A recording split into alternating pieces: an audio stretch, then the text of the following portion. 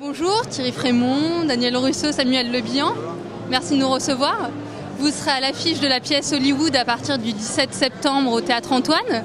Qui est-ce qui veut me raconter un petit peu le pitch? Il est très fort, bon ça, c'est le producteur de la pièce, donc tant qu'à faire. Bon alors voilà, c'est une histoire vraie, c'est un fait divers qui a vraiment existé. C'est autant du film Autant n'emporte le vent, qui se fait en 1939. Et David O. Selznick, le producteur, a arrêté le tournage au bout de 3 semaines parce qu'il pensait que ce scénario était pas très bon. Et il a viré les scénaristes, il a viré Georges Cukor, qui était quand même une star à l'époque, un metteur en scène.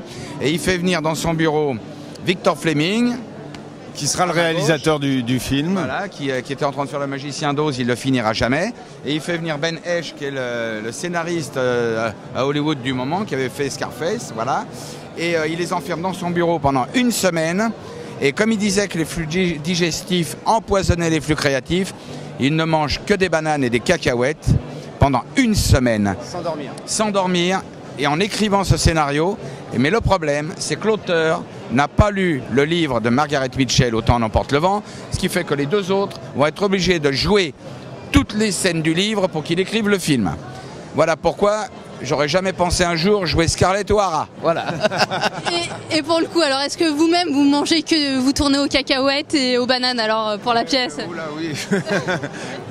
C'est une pièce extrêmement physique. On se disait, on n'a plus besoin de faire de sport parce qu'on court sans arrêt, on saute, on se bagarre, on se met des baffes. Il y a des scènes vraiment épiques, extrêmement burlesques. Et ce qui est beau aussi dans cette histoire, c'est que ça parle de sujets extrêmement contemporains, puisqu'on est en 1939, Hitler est en train d'envahir l'Europe et il se passe des choses. Donc quel est le rôle de l'artiste? Quelle est sa fonction dans la société? Est-ce qu'il doit dénoncer des choses? L'antisémitisme, le racisme, voilà, tous ces sujets sont abordés, voilà. Et tout ça avec l'élégance de l'humour. Voilà.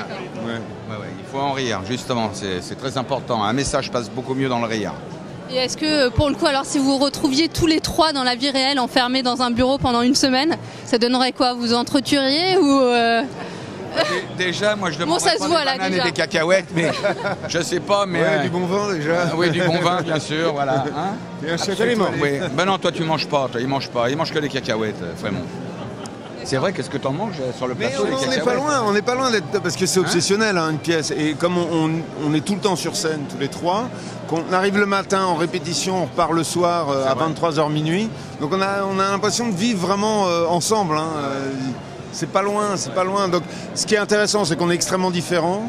On est 3 acteurs vraiment différents, qui se complètent complètement, avec des rôles extrêmement différents aussi. Tout ça, c'est un bon mariage, c'est une bonne association. Bon, en tout cas, j'apprends beaucoup de choses. C'est une autre façon d'aborder le métier. Et en même temps, là, on s'échange, on se donne des petits trucs, on se regarde. On se dit, tiens, ça c'est plus drôle, ça te va mieux. C'est sympa. Sauf qu'il y a quand même une scène de claque où tu m'as fait mal hier. Alors, qui donne la claque? On se met des taffes. Il y a un moment où on se met des taffes. Tu m'as filé des tartes. La claque là? Non, il m'a filé une tarte. Non, mais tu m'en as filé une très forte. Oui, mais tu t'es vengé. Oui, après, je suis normal. Je crois que ça va dégénérer. Il m'a assommé après. Et avec dégénérer les claques. Et avec ces 2 lurons là, ça va? Vous en sortez pas trop? Ça va, je subis beaucoup. Je souffre beaucoup. C'est le souffre-douleur. Bon bah écoutez, merci beaucoup et on viendra vous voir le 17 septembre. Merci.